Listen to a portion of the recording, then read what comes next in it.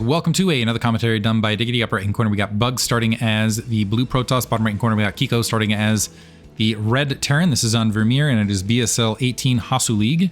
Round of 8, or quarterfinal if you prefer. So previous match turning into a ferocious macro battle. Bugg overwhelming with the macro in that instance. It's kind of interesting that so in game 1, we had the 12 Nexus turn into suddenly a macro lead for Kiko. And in game 2, we had the Rax Marine into expansion that turned into a macro advantage for Bugg.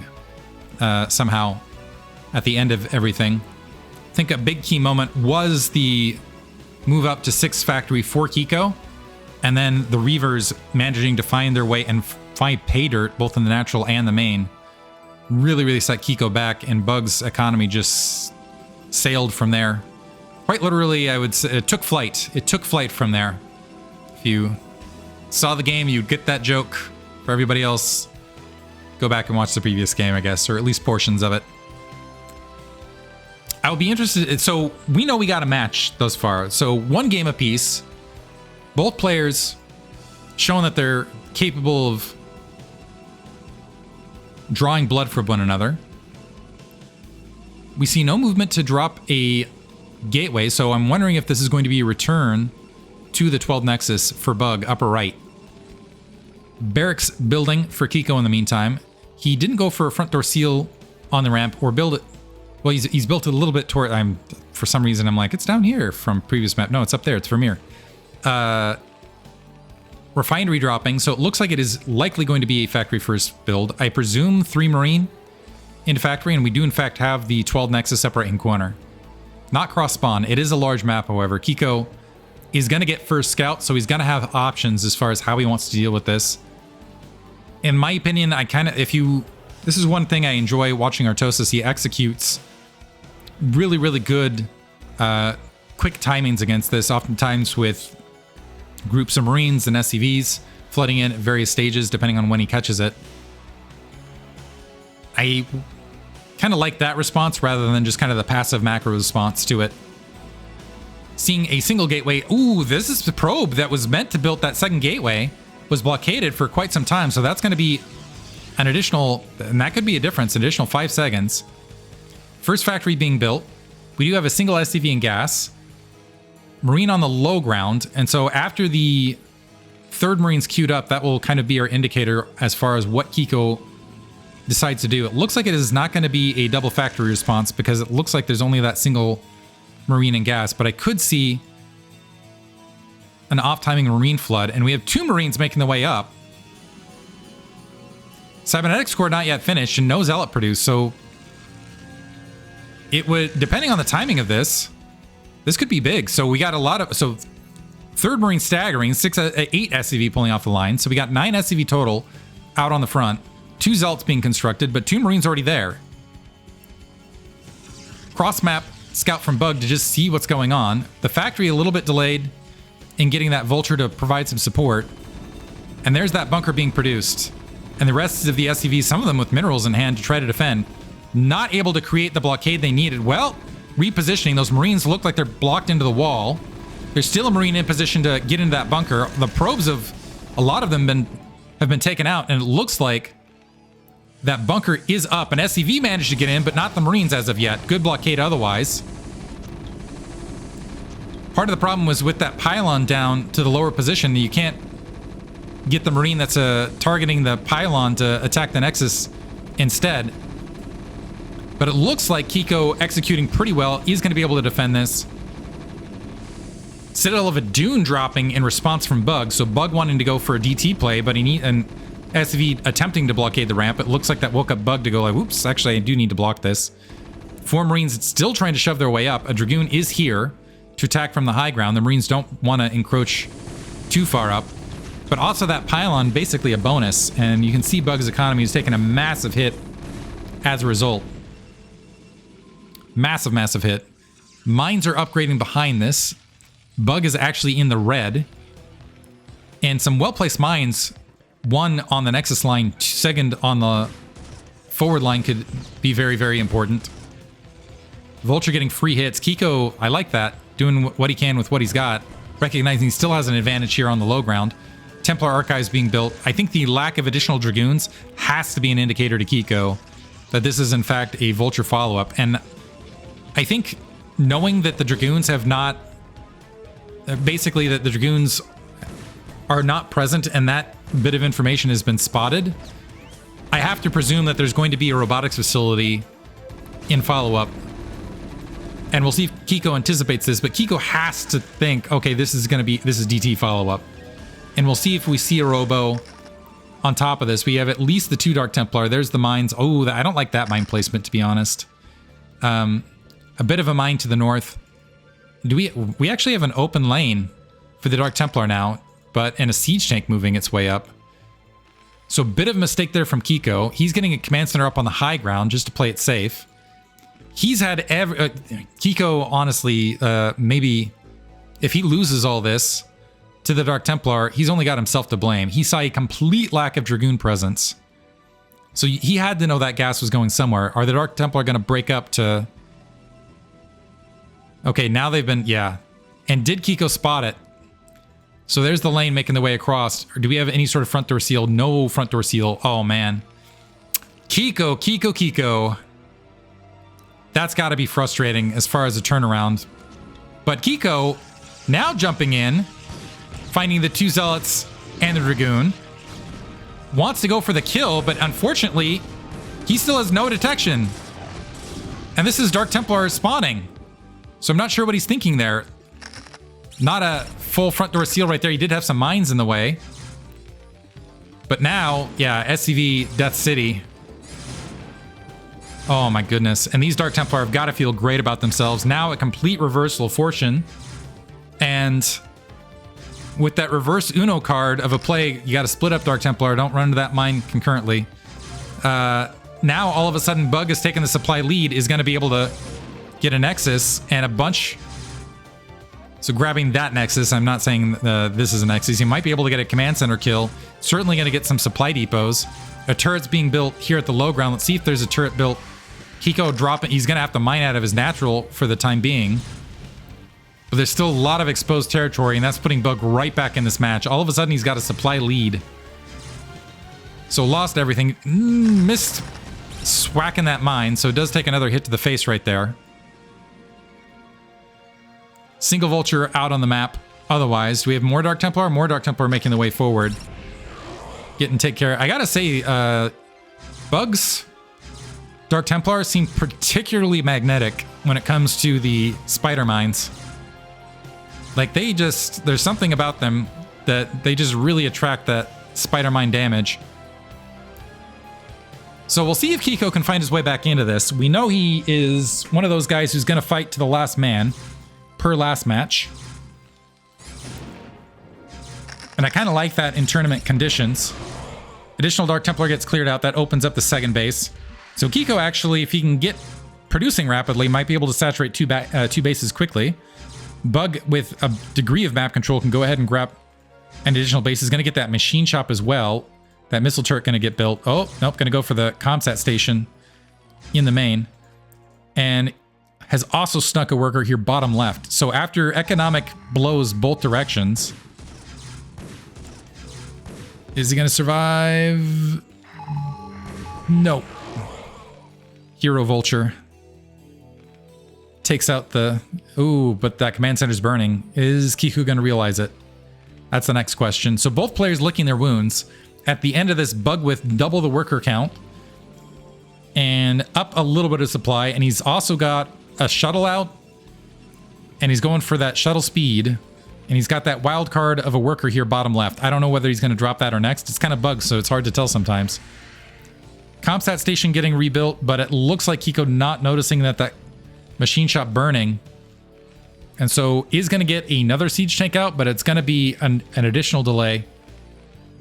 Moving out some vultures to try to engage that 12 o'clock. There is a worker there to go ahead and grab that base. The observer also moving forward to kind of check the scenario out. Yeah, machine shop gone.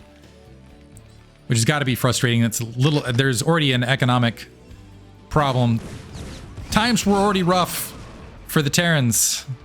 Everyone was saying that the economy was fine, but people on the ground knew better, that there was no machine shop to be able to afford food or rent or whatever. Lagging metaphor. I'm sure like in 300 years, someone's going to find this commentary, be like, here, we got evidence of what was going on economically, despite whatever the thing said, because of this guy doing StarCraft commentary. Archaeological find of the century or 3 centuries from now. Observer cycling its way out. And Kiko keeps pouring on the aggression despite early damages. Has he dropped? Okay, he's got a machine shot back up, but continuing to press into the 12 o'clock. Just wanted to make sure that there was no base there. Instead, the base is being built bottom left. So I'm wondering if he presumes that this is like 2 base carrier in response or something. Reaver manages to sneak just underneath the turret. Kiko's got to be like rolling his eyes or slamming his keyboard in the midst of this. So more economic damage. Not sure why that didn't splash on... Do bird mines not eat splash damage? Kind of curious about that. But shuttle speed... is that gonna... Never mind. Shuttle dies. A little bit too much greed there from Bugg. Was able to create a good amount of economic delay there. The Observer also suiciding in. For some reason. But the Vulture's going to clear out that 12 o'clock base and again check that there's no expansion there. So Kiko has to have raised eyebrows in the midst of this, because he sees no base here. He sees no base at the 12 o'clock. So I would definitely presume, okay, there's got to be a base somewhere out here. 9 o'clock base has that nice little pylon wall. A Wraith has been produced, and Kiko, recognizing that shuttle was taken out, starting to make his way up, saying, you know what, I don't think you got a lot of Dragoons, so let's go ahead and see what... And so this is going to provide a nice scout as well. He's going to see that Reaver, the 4 gates. Wonder if that's going to cause him... There's no cloaking on this, but he gets a lot of good info. Is he going to get a worker kill at the very least? This is actually a decent pylon blockade. Some vultures snuck up there to try to dissuade, but nice scouting despite the lack of comsat station. And Kiko actually has a pretty decent army if he wanted to leave his main exposed, or his natural expansion exposed. He could just wander out, try to find the additional base that he's got to know that's out there someplace. Vulture's making the way out. Yeah, he's seen what's out there, so he's got to think. The problem for Kiko, though, is you had all of the economic shenanigans at the early stage, so he might have thought, you know what, maybe I've done more damage than I thought. Finds nothing top left. Finds that worker at the 12 o'clock, clears that out, but still has not found the sneaky 9 o'clock base. So he might think he's in a much better position than he is. Still down 20 workers, additional gateways filtering in now. And a dropship with 2 vultures and a siege tank staging at the 3 o'clock location to maybe get some additional damage done, and a 4th nexus now grabbed at the 3rd. Wonder if this siege tank will be in range. Well, can we do this? So let's do it this way. Is he going to see the edge of that? Looks like no. He's not going to take the route that gives him that edge of vision. But he is going to be able to dive right into the main. Forge warping in there. The Dragoon's completely out of position. So a lot of worker kills, and this is great for Kiko. First of all, delayed mining on the main. Secondarily, with the pathing, it's really hard to get the Dragoons back here to defend.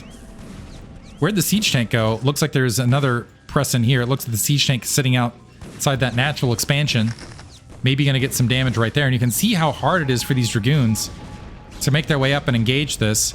A lot of frustration. While that's happening, the siege tank going to go ahead and drop at the natural. So Kiko, despite being down a lot of workers in supply, making a game of it. And now is actually cut the worker lead to 8. And with some additional shots here, might be able to reduce that further. Certainly shut down the gas, or at least he is 2/3, whatever the word for decimate, but 2/3. So Des is 10. What is we don't really have a word for like 2 out of whatever. We just have it for all the 10s, right? Maybe I should go back and learn Latin to figure this out for commentary. Dua? He's duacited? Duecimated? Kiko checking bottom left. Nothing there. Observer fanning its way back out. I don't know who to call at this stage, to be honest. 10 supply lead for Bugg. He's got 20 supply lead overall, which is usually where you want to be. High Templar trying to get a storm drop, but dying before they're able to drop anything. That was a lot of gas to lose. And that shuttle also going to get wiped out to that Wraith. He does see another dropship potentially staging up. Not sure whether that registers or not. And the Vultures maybe have finally... I think the Vultures have finally found the 9 o'clock base. So, yeah, and the drop moving up to go ahead and deal with that. The question is will there be enough comset to deal with that Dark Templar? So no comset energy there.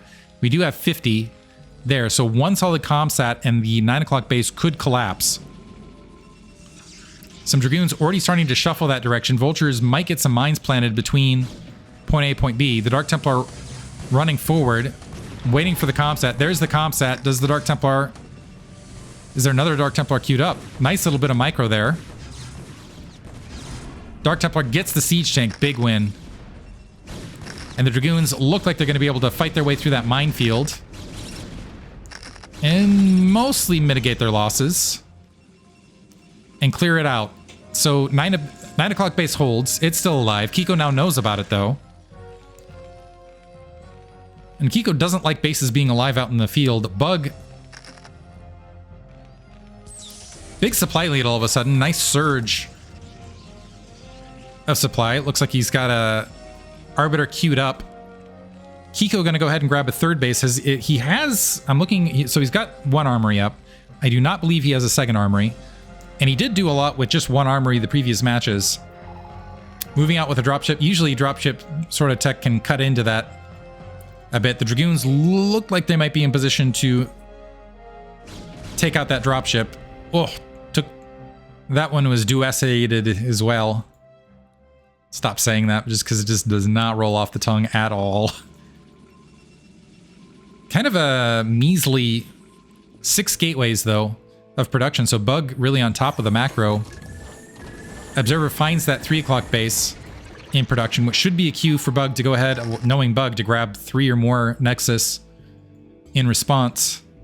Or maybe stage up some sort of assault. We have stasis upgrading now. So 3 bases up. We've got how many factories? 5 factories, 2 machine shops behind this. We do have the double armory starting to queue things up. The Dragoons not doing their best job clearing the mines midfield. Arbiter going to go ahead and group up. A few Vultures have fanned out. They're threatening the 3 o'clock a little bit. Looks like they are going to find that worker. The Dark Templar trying to do his best, but the comsat going to clear him out. Probe going to get wiped out. The Dragoons should be able to defend that, but that is forewarning, so it's frustrating not being able to get additional pylons and additional whatnot up. The Observer still does not have Observer speed, which is really slowing down this defense. And the Vulture's going to go ahead. It looks like the mines are completely out. They're going to reposition, make it as frustrating as possible, and run into the main. And a single Vulture still sitting back into that corner. Does Bugg see it? Bugg does not see the Vulture just sitting on the corner. So a clever little play there from Kiko. I like that. And has fanned these Vultures out as well. Just buying himself as much time as possible to get that base up and established and continue the roll. I do mean a roll towards next stage resources, or next stage upgrades. And look at this Vulture, managed to drop a mine down there as well. This Vulture able to remain hidden as well. That might be, you know, that Mickey Mouse meme where it's like, this might be a hidden surprise for later in the match. Try to keep your eye in that upper left-hand corner over the long term. Siege tanks attacking something. I'm not sure what. I think it was just clearing an open field. Observer getting picked off by that Wraith. Oh, never mind. Goliath got the kill. And Bugg now near 200 supply, regathering. He is able to engage these Vultures here mid-map before there's great positioning here from Kiko. Kiko fanning back a little bit. Recall upgrading, just about finished. I don't see additional... Oh, unfortunately for the Vultures, they got drawn out of position and to the cannon line. That was almost really, really slick. The Stargate's been a little bit vacant. And as a result, we only have one Arbiter out in the field. At least that I see. And so I'm not sure the Arbiter threat, as far as recall, is going to be all that massive. In the meantime, Kiko, even though he's down supply, is walked his way up to level 2 weapons +1 armor shortly here, and he's got all sorts of... He's got a lot of mech, a lot of metal on the ground, a lot of siege tanks. Is anticipating a recall, as we can see. Another science vessel producing. He's going ahead and clearing his front, put himself in the red actually in response to that. Yeah, he's going ahead and clearing out his front and rebuilding it elsewhere so he can get better movement, because that was chaotic Dark Templar emergency mode building at the initial stages. That's where we saw that attack here. They're still sitting on 5 factories despite the 3 bases, but it looks like Bugg is going to sit back and maybe let him have it here. Arbiter at full energy in the back corner. The tank's very piled up. This would make a beautiful stasis, and honestly a stasis here and then an attack into the bottom right could be devastating for Kiko, but I don't know that Bugg has the vision to recognize the situation to be able to really capitalize. Also, that Vulture's still sitting at the 12 o'clock location to maybe deny a base there. We have the emergency gateways being built top left and Bugg grabbing some territory. More Dark Templar that have eaten some mines in between. And Kiko starting to move out. We'll see if that Arbiter is able to... This is, again, oh man, ate a big EMP, and that is going to completely swing the battle. Because this was a big, big pile of stasis that could have happened. And instead, it's 2 dead Dragoons and 1 exploding Goliath that got overly ambitious. And all of these Zealots potentially now exposed. These Vultures might get led right back to that minefield. Bugg trying to draw them back. So, unfortunately for Bugg, his army a little bit spread out. Kiko continuing to make his way towards 200 supply, and a 200 supply army challenging to deal with. Bugg still going to give him the advantage just because he's at 200 supply himself. And he's got kind of the evacuation measures. Looks like he's going to try to maybe swap to carriers top left, should he expend the current supply. His APM's dropped a bit. Maybe he's just a low APM player. Could be one of those, in quotes, which is okay. Kiko starting to explore the 3 o'clock base. See what his options are right there. We do have +1 weapons upgrading behind this. Good 9 gateways here. Another 4 gateways here out to the left, and all of the Stargates being built. Reavers moving mid-map, unfortunately focusing on the mines, and so not protecting that shuttle. So it looks like they might get wiped out. And in the meantime, Kiko has made his way up the right-hand corridor. Initially, I thought he was just going to take this high ground spoke to open up this 3 o'clock base, but he's actually in striking distance of the natural expansion and this additional nexus here at the bottom right. And the supply counts are even. We have a big ball making its way around. No recall available, but maybe an opportunity to attack bottom left. Yeah, Kiko's troops massively out of position to engage this. So Bugg sweeping around, Comsat expended, all of these siege tank going to get wiped out very, very rapidly. And this is a very small gap to try to filter through. If those Dragoons just concentrated fire that command center, it's gone. It's trying to float its way out of there. Kiko down on supply. Now there's, yeah, few SCV trying to repair underneath. It's not going to make a difference though. That base is gone. So now the main is mined out, the natural expansion's mined out, and Kiko's just building at that 3 o'clock, so he's in a terrible economic position. The siege tanks have managed to move in and wipe out that attack force. Some probes going to get wiped out as they're trying to transition top left. But this is kind of the problem here. 1, 2, 3, 4, 5, 6, 7, 8, 9, 10. We got 11 Stargates, and only 2 of them are not glowing.